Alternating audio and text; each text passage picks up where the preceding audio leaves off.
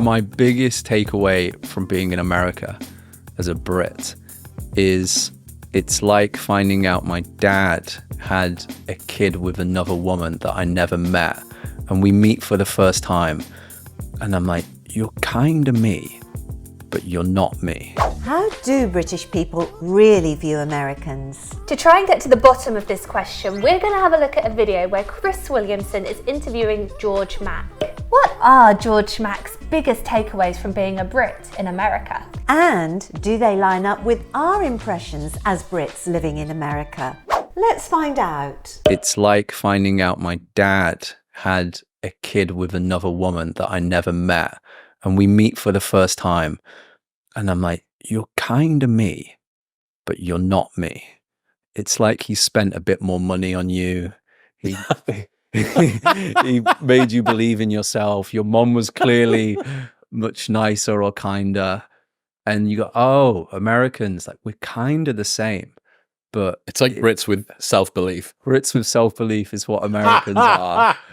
What a great analogy. I completely understand this idea of Britain and America as brothers or half brothers. That's exactly what it feels like to me. Britain is like the older sibling, yes, who maybe feels like its younger sibling is getting a bit too big for their boots and needs to just be put in their place a little bit every now and again. I think that's the feeling that a lot of British people have. Yes, I think so too. And that's why we were always commenting and disparaging some of the things that are going on, because being the eldest, we don't quite agree with it and it's not our way. The second biggest takeaway I have is that Brits don't really truly realize how impactful the British accent is until you leave Britain. And the metaphor I came up with for describing the British accent to Brits is, imagine everywhere else in the world there's a salmon famine, right? And a British accent is like selling salmon. And the only place in the world where there's an abundance of salmon is in the UK. So if you're there using that, it basically gets you nothing in the UK, but you suddenly leave or go outside anywhere else and you're exotic. Anywhere else. Literally every day at work, or if I'm out and about, somebody, at least one person, comments on my accent and loves listening to me. And in the UK, you're just one of many and you don't feel special in any way. No, exactly. It's really lovely how positive Americans are about the British accent. I think it kind of gives the feeling to Americans that you're somehow more intelligent or capable or knowledgeable about things than you actually are, yes, regardless of what's actually coming out of your mouth. Yeah, exactly. You could say anything. I mean, you could recite the alphabet and they would really enjoy it. And some people actually do say to you, oh, just say something. I love listening to how you talk. And it's very tempting to say something really naughty. But it's not just from men, it's women too. It's everybody. It's interesting what you say about women versus men, because everyone has a positive impression, at least that I've spoken to, about the British accent. But a lot of women will tell me it's so sexy. Yeah. And like, can you teach me to do it? And that kind of thing. It's really lovely. Yeah, it is. And it makes you feel so welcome and special. Our accents in the UK are not particularly interesting. They're not that strong a regional accent. Yeah. I mean, I'm kind of got a Norfolk accent. Yours is non-existent. Whereas in the UK, we would respond to a really strong accent. For example, a Scottish accent, a Geordie accent, you know. Love those accents. Yeah, or a Yorkshire accent. Yeah. All the ones from up north. Yeah, well, because we're further south, so the up north ones sound very sexy to us. Yes, so exotic. They're from up north. I know, it's a whole new place. And they often ask me, well, what do you think of American accents in the UK? And that was a really interesting question. I was like, I actually don't know. I think it's like, certainly for me, on girls, it's like kind of sexy. It feels that feels exotic in some way. Definitely energetic, overly enthusiastic and excitable. Especially when you've got one American in a bunch of Brits. When you're the Brit in a bunch of Americans, you're like, oh, well, you know, everyone's just sort of excitable and first line cocaine energy. But when you drop one American in a like Newcastle or something. Oh my God, who is that? It's a nuclear warhead surrounded by a bunch of swords. I can relate to that because I met my American husband, Roger, in the UK, in Norwich of all places. Now, there aren't that many Americans in Norwich. No, indeed. We were out to dinner with a group of us. We all worked in libraries, so we were all librarians. Out for our Christmas dinner, and there was Roger and his co-worker. He actually started talking to us first, but everyone was so interested because of this wonderful, deep American accent. Resonant. Yes, resonant. I think the American accents are sexy. I know there's a lot of varying opinions, and obviously there's different types of American accents as there are different types of British accents, of course. But yeah, it's probably TMI, but my husband's voice was one of the things that attracted me to him first. Oh, was it? Yeah. Oh. Yeah, he's got a nice voice. He does have a nice voice. Yeah. He's got all gooey now. And the Southern gentleman, that voice is nice. I love that. We have a lovely friend who's from the American South, and he always says, Miss Lucy. And Miss Julie. Yeah. Lovely. Yeah. He's so well-mannered and Charming. so charming. Yeah. You can tell we're mother and daughter, can't you? Because we always finish each other's sentences off. I didn't quite get there in time. Didn't quite work. So I think in the top 10 universities in the world, the UK has 3 and the US has 3. Yet the US outputs 5 times, those US universities output 5 times the number of entrepreneurs that those UK universities do. So in theory, these people are as intelligent as one another across that. I think it's Oxford, Cambridge, and another university. King's, maybe Durham. Maybe, yeah. And what's interesting when you go across global university rankings and outputs of entrepreneurs in the study that was shared, the UK university, which was Oxford, so that's the number 1 for entrepreneurial output, was 50th across the whole world, despite the fact we rank so high in education.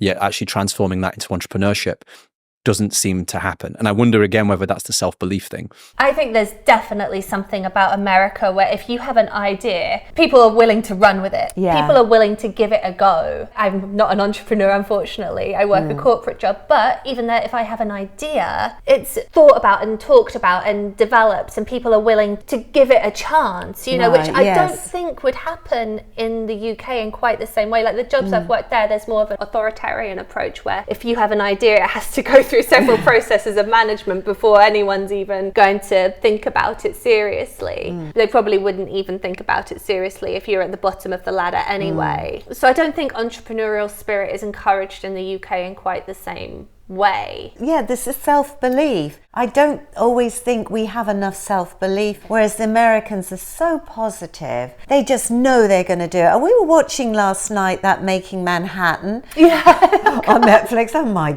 goodness. So there were these, what do you call them? Not estate agents. Real estate people. Real estate people. Realtors. Yeah, in the Manhattan. Gosh, their confidence. I mean, they just totally believed they could do anything. 120%. Yeah, I am the person to do this. This is right for me. I can do this. I will do this. No problem. Kind of attitude. Yeah. Which I know it's probably a scripted show to an extent, but actually living here, it doesn't seem too far from the truth. No. It doesn't seem too exaggerated, I would say. Yeah. I think that's part of the philosophy of this country. The American dream is the philosophy, and that you, whoever you are, you can achieve a success if you work hard. There's definitely more of a feeling of you need to know your place in the UK. And I think in the UK as well, we're a country that has thrived on traditions historically, a very traditional country. This is the way things have always been done. This is the way things should have been done. It's always served us well, and so things will always be done in this way. Whereas the US doesn't have that kind of history in quite the same way. No. It's a country that's always been developing and evolving and looking forward and looking to the next thing, just because of the nature of how it's grown. So I think history probably plays a part in that as well, and what served the country well historically. Obviously these ideas are all very generalized. Of course there are amazing entrepreneurs in the UK, as there are everywhere, but I think think those statistics speak for themselves, Yes, really. yes, they were quite alarming actually. I was hugely shocked.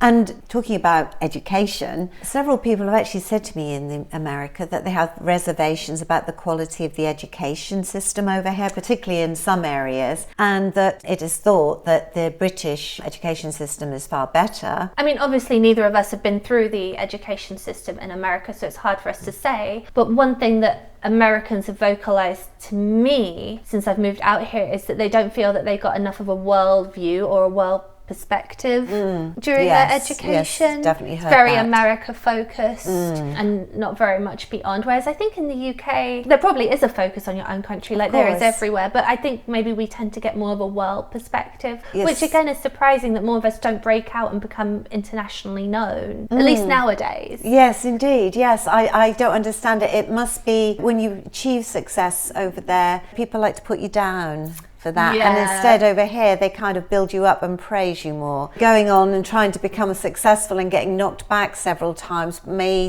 discourage people. Yeah, I agree. I just think if we became more positive and encouraging as a nation, it would go so far. Yeah, I mean, look what it's done for America. Yeah. I think in terms of other differences between the UK and the US that I've noticed in terms of benefits for Brits is because Brits like take the piss out of one another on average way more. It means that you do have maybe that lowering self-belief, but you're almost a bit more anti-fragile. So if people do say a remark, you've already cracked a joke worse than that in the past, or your friends have, particularly. And I think the more northern in the country you go, the more It is the further away from London that you get, the more piss you have taken out of you. Exactly. Whereas in America, I think people are could be more fragile to comments like that. I do think Americans are a little bit fragile in that sense, which kind of seems counterintuitive because they seem so, oh God, husband, he's telling me off for saying that Americans are fragile. No, we're not. I do think it is true that there is a fragility to Americans. And as I say this, I'm hearing all Americans go, oh no, we're not. Oh yes, you are. How dare you, I'm not fragile. But what I mean is I've learned since being out here, when you phrase criticism to Americans, if you have to or if you want to, you have to kind of frame it in a positive way in order for it to be taken on board and thought about. In the UK, we'd just go, oh, that's a bit crap. Let's do that again. Yeah, God, that sucked. Probably wouldn't say that sucked. I was going to say we wouldn't say that. No, but that's the kind of American equivalent, I suppose. Whereas in America, you have to frame it in, if you want to improve even further, I think you should. That is so true, actually. That is very true. Yeah. In order for it not to be taken as offensive. And I've been probably what seems brutally honest a few times out here and thought, oh no, I've done that wrong. They're not going to listen to that advice at all.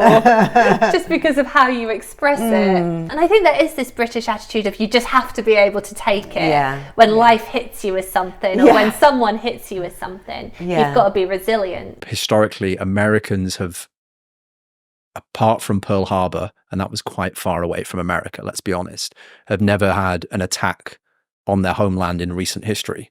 9/11 not count? The 9/11, yeah, there you go. That's one example. But comparing that to the bombing, like World War I and World War II, like the whole cities completely destroyed. So there's definitely more like scar tissue built up that makes Brits, I think, a little bit more grittier in some regards than Americans as well. I remember watching it in the UK, being absolutely horrified and crying my eyes out.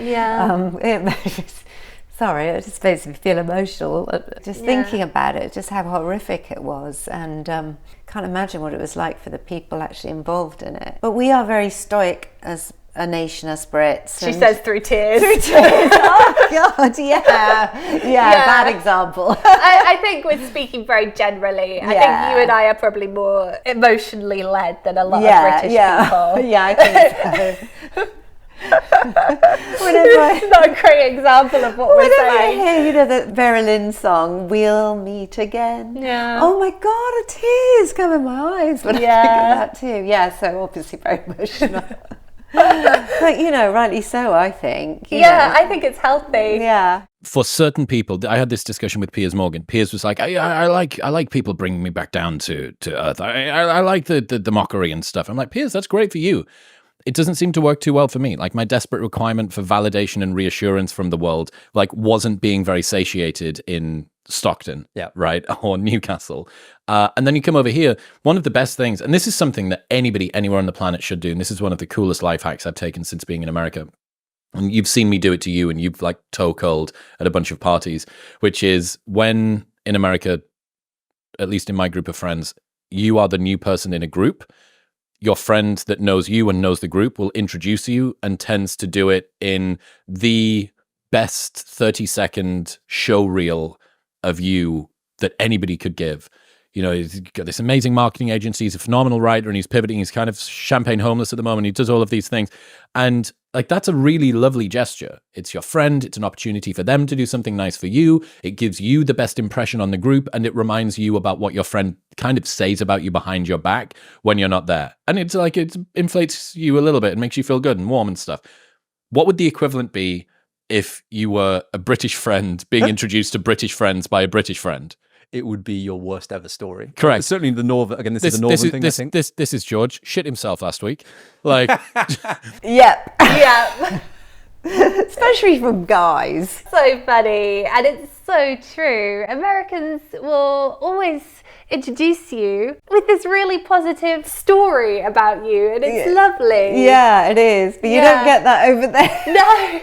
No, which I think would probably seem very strange to Americans, because that's your friend. Why are you putting them down? But the fact that he could talk to you like that is a great thing, because it shows how good a friend, what good friends you are, because you can share this really cutting banter, and it's actually a good thing, because if they didn't like you, they wouldn't even bother to introduce you. You wouldn't be invited. You wouldn't invited even. And if they gave you a kind of like a half-hearted introduction, again, that's not good. But saying something like that, you know, there's a close bond between you. You know, you think he's a top lad, and everything's great about this guy. Yeah, it does show the closeness of two people, I think. If people are too polite about you in the UK, they probably don't like you very much. And also, we feel embarrassed getting that huge praise put upon us. We don't know what to do about it. It's like, I've got to live up to this. Yeah, and if you don't know where to look, and you know your face is going red, and you feel a bit awkward because you don't know what to say. No. Oh, shucks, thanks. I know.